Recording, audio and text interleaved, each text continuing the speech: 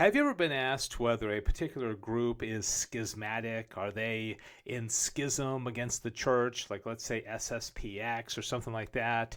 Probably so if you're hanging around Catholic circles, because those kind of questions do often raise their head now and also in the time of St. Thomas Aquinas in the 13th century, because in question 39 of Secunda Secundae, he asks about, well, he teaches about schism. And there are 4 articles here. What does it mean to be schismatic? What does it mean to be in schism against the church? And he says in Article 1 whether schism is a special sin.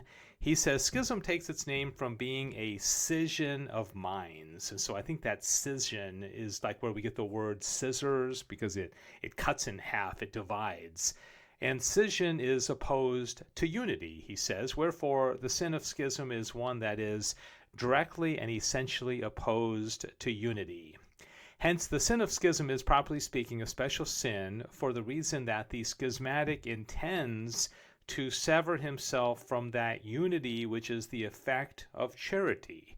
Charity and unity go hand in hand, because charity unites not only one person to another with the bond of spiritual love, but also the whole church in unity of spirit, right? Accordingly, schismatics, properly so called, are those who willfully and intentionally separate themselves from the unity of the church. We see these 2 words, willfully and intentionally. Okay, that means that the will is making a decision to divide. A will is, willfully and with full consent of the will.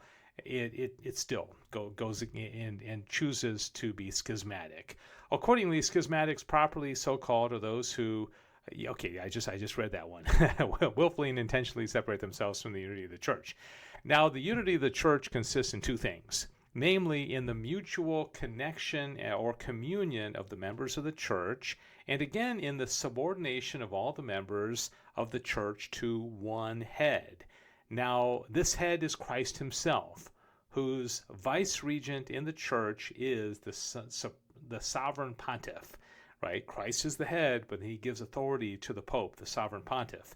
Wherefore, schismatics are those who refuse to submit to the sovereign pontiff and to hold communion with those members of the church who acknowledge his supremacy. So there's the definition of schismatic. It has a lot to do with being obedient to the Holy Father. Whether schism is a graver sin than unbelief. Now, again, we got to go back and remember that Thomas has said in the Treatise on Theological Virtues that the sins that oppose the theological virtues are the 3 greatest sins. Unbelief, despair, and hatred of God. Okay, those are the 3 greatest sins. So he continues throughout the Summa saying, well, is this the worst sin? Is this the worst sin? But you'll see here that he says in some ways schism can be worse than unbelief, but generally speaking, unbelief is worse.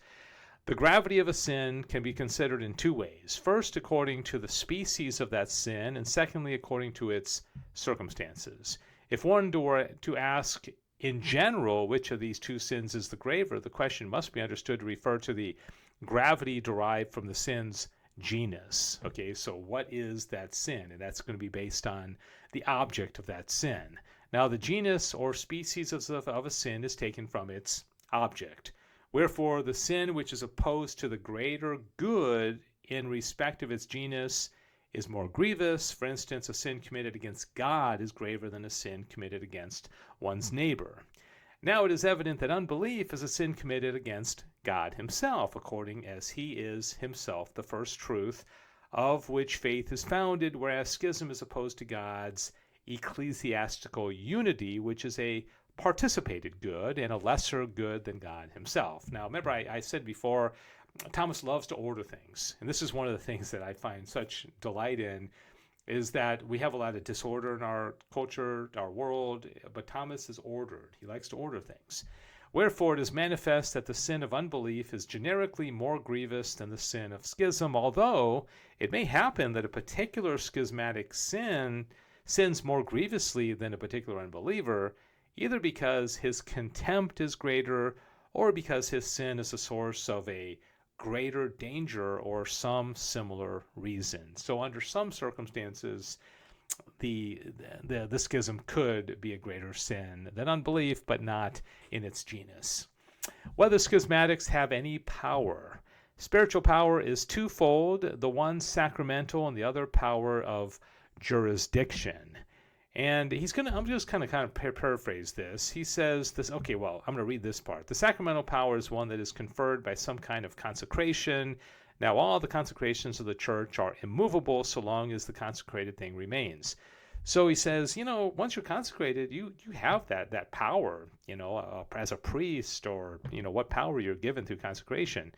But then he says jurisdiction, which means that power can be taken away. Your authority can be taken away by your rightful superior, the pope or the bishop or what have you.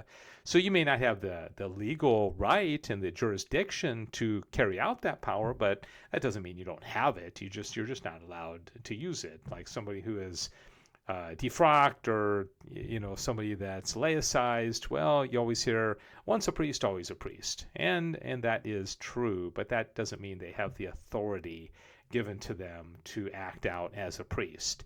Whether it is right the schismatics should be punished with excommunication. A schismatic commits a twofold sin. First, by separating himself from communion with the members of the church, and in this respect, the fitting punishment for schismatics is that they be excommunicated. Secondly, they refuse submission to the head of the church, wherefore, since they are unwilling to be controlled by the church's spiritual power, it is just that they should be compelled by the secular power. Now, if you know about the Summa, Thomas, in a couple of different places, says, should heretics be tolerated? And back in the day, what they would do is even in the Summa, it says, well, they give them a couple of chances to repent and recant and fall out of heresy. But if they don't, well, the church can hand them over to the secular authorities, and the secular authorities can put them to death. And so I think the schismatics would fall into that category as well. They're going to give them a chance to recant and repent, and as many chances as possible. Obviously, this is not what the church is doing these days, but it was the way that they were doing ecclesiastical business back in the 13th century at the time of St. Thomas Aquinas. All right, I hope that helps you understand schism a little bit better. Thanks for journeying through the Summa Theologia with me, one question at a time. God bless you.